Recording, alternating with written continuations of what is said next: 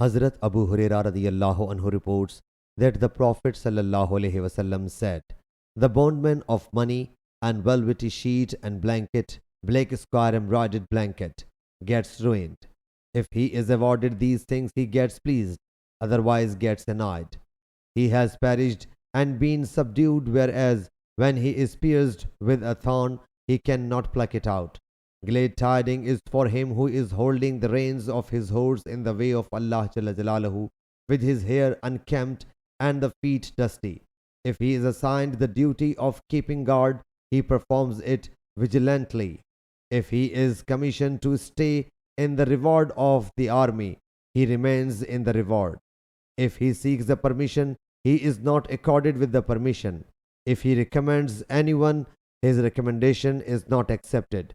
Imam Bukhari says, Israel and Muhammad bin Juhada have not reported it from Abu Hussein, elevating it to the Prophet sallallahu alaihi wasallam. And he said, "Ta'asan," as if he had said, Allah Jalla Jalaluhu has destroyed him. Allah Jalla Jalaluhu has disgraced him.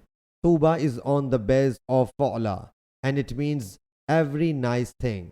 And its ya has changed into waw here, and it is derived from batib. Sahih Bukhari, Hadith number 2887.